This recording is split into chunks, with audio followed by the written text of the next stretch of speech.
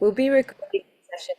Don't ask a question out loud if you don't want to be recorded. We'll be using this on our YouTube channel for anyone who can't register for tonight's event. And I'm really sorry, Shannon, would you just introduce yourself one more time so that we can have the video really to encompass the event. So I'm Nadia, I'm one of the organisers of Soft Landing. Yeah, that's okay. I'm Shannon. I'm an IMG originally from South Africa. I relocated in September 2022 and completed the PLAB process over about a period of 7 months. And I've been working for the past year as a clinical fellow in general pediatrics in London and will be applying to training this year.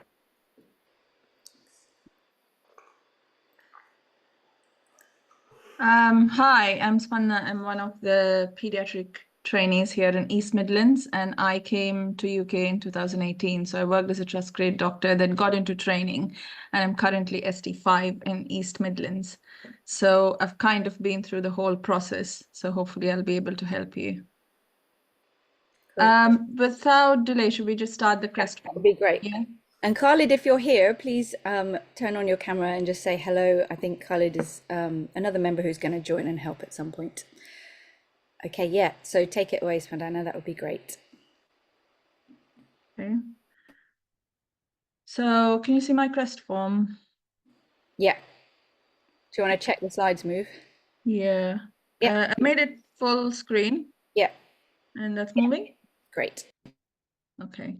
So I'm just going to give a very brief talk about what the CREST form is, who's supposed to fill it, and who's eligible to sign it, and what you need to check before you submit your CREST form. So CREST form that's the full form for the CREST form. It's a certificate of readiness to enter specialty training. Essentially, it's a form that has all the evidence that you need to show when you're entering into specialty training. Any doctor who has trained in the UK goes into foundation program or internship, as we call it in other places, or your mandatory rotations that you do after you finish medical school to get your basic competencies. So we need to show them that we all are capable or competent in those basic competencies, what an intern would have or what a foundation doctor would have prior to entering specialty training. So if you're an IMG who has trained outside, who's done medical college outside, has done a foundation program outside of UK, then you need a CREST form. If you've done an FI2 standalone, like many people do, you don't need a CREST form. What you need is you'll get a foundation program certificate from your postgraduate dean. So that's essentially what a CREST form is. The latest version of CREST form is found online. The link is on the presentation a bit later. Now, it is mandatory to submit your CREST form when you're doing your application. Without your CREST form, your application will be rejected. It is a mandatory component of it because they need to make sure you have all those competencies. And who can it be signed by? Sorry, I'm just going to minimize this. So I know there have been many questions about who can sign your CREST form. CREST form, this is exactly from the CREST form. I've copy-pasted it. It can only be signed by a consultant or equivalent. Essentially, what it means is a consultant or a doctor on a specialist register, which means a pediatrician or any consultant in any of the specialities who can practice independently. They should currently be registered with their medical regulatory body, GMC if they are working in the UK, or if they're outside the UK, their current regulatory body. And they've listed the equivalent examples. That's either a consultant includes general practitioners, clinical directors, medical superintendents, academic professors, and your locum consultants with a CCT or CSER, which is an equivalent to CCT, but just a different pathway. CCT is what you get after the training pathway. CSER is a non-training pathway to be on the specialist register. So if the person you're planning to request to sign your CREST form isn't one of them, isn't working clinically and is not in a position to supervise you or has not supervised you, then you will not be able to get it signed by them. They should have worked with you for a minimum continuous period of 3 months, whole time equivalent. So within the last 3.5 years prior to the advertised post start date. So if the post is starting in August, then you count 3.5 years prior to that. Clinical attachments and observer posts can't be used for this. Like I said, the signatory should be registered at present with a medical regulatory body. And if they're not registered with the GMC, you need to submit evidence of their registration. Apologies for the spelling mistake. Evidence of their registration. Suppose, for example, if it's from India, then you need their registration document and translated if necessary, along with your CREST. It should be submitted with your application. And I'll come back to what is on the form, and always use the latest version of CREST. If there is a version from 2024 and you submit from 2023, your CREST and your application both will be rejected. I'm just going to open the CREST form to go through. Yeah, sorry.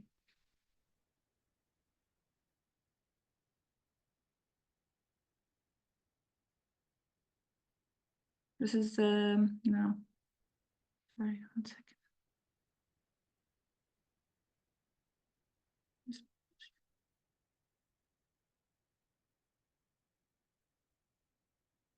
Okay, so this is your CREST form, which you can get online. You need to download this. It has all the basic information what I have just told you about. As you go down, you will notice all the blanks that you need to fill. So your name, your GMC number, and the posts which you are using to show your evidence. So whether it's in the UK or it's outside, if you have any experience in the UK, they prefer that you get it signed by somebody who is on the GMC register and your experience based in the UK.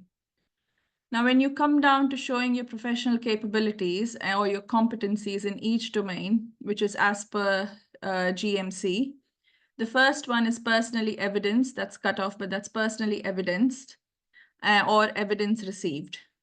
Evidence received is if the person who's signing this CREST form has not personally seen you achieve this particular competency, but has received feedback from one of your colleagues who is ST5 or equivalent or above, which means a senior trainee or a consultant, then they can include and they can say evidence received, tick there, or personally witnessed, tick here.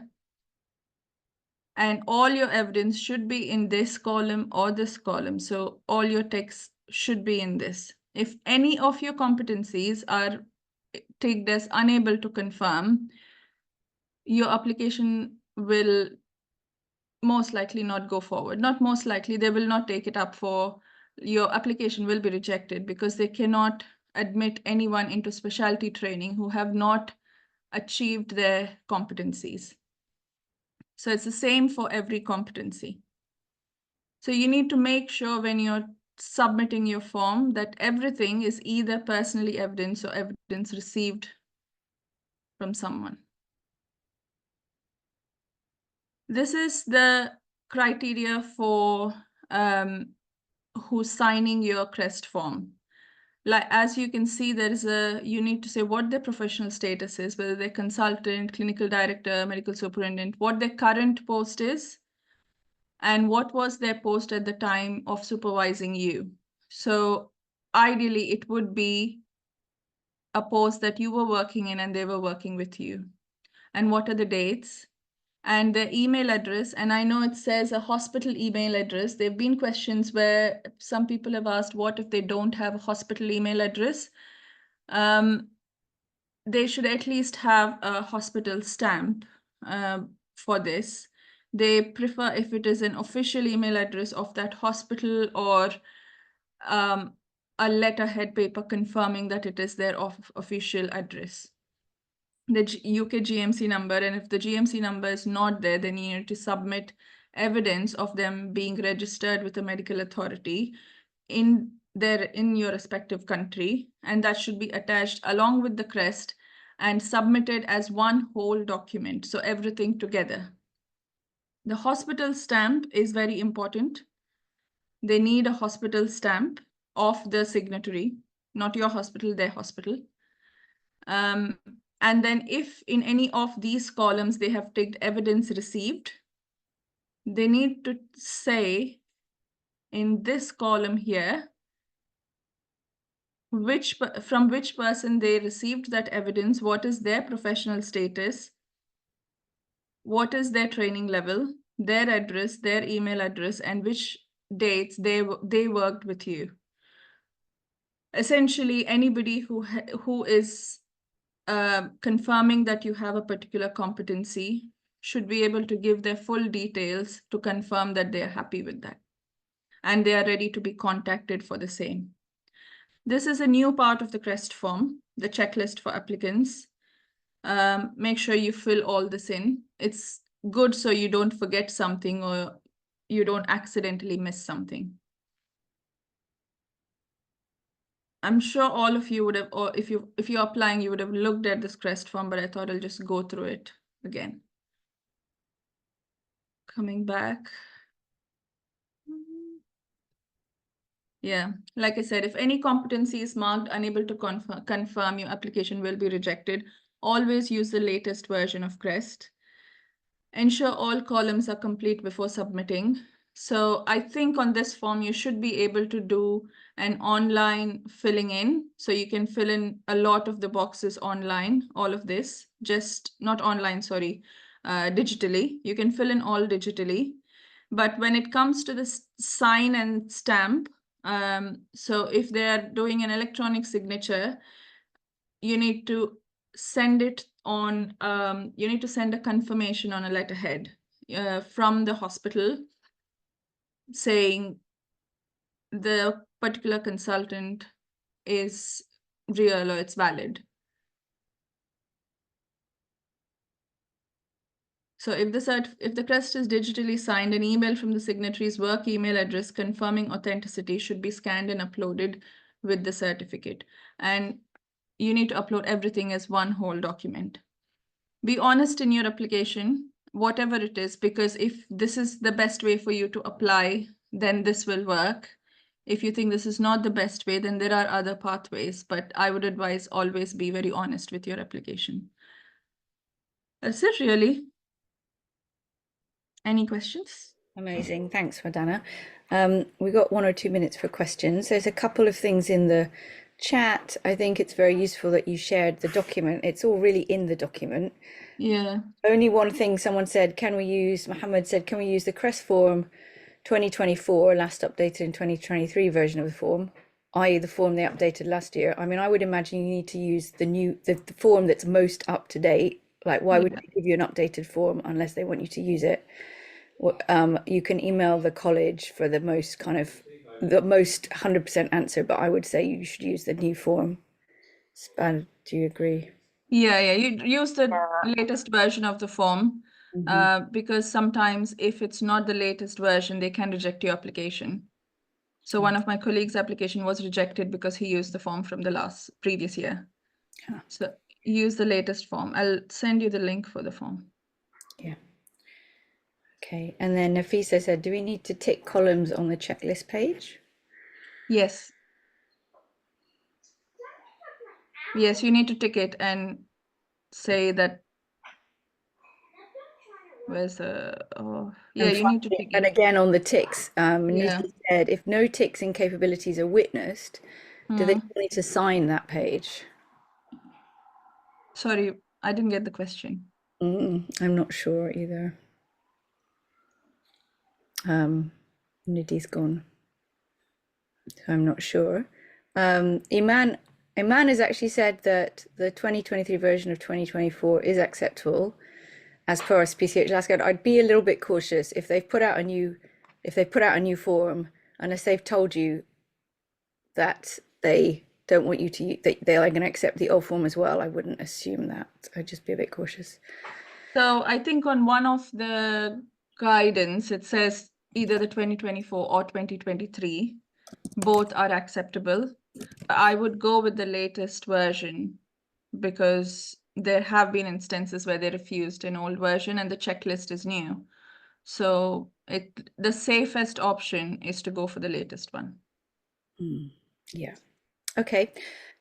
So we'll move on to actually filling the form. Yeah. And what I'm going to do is just stop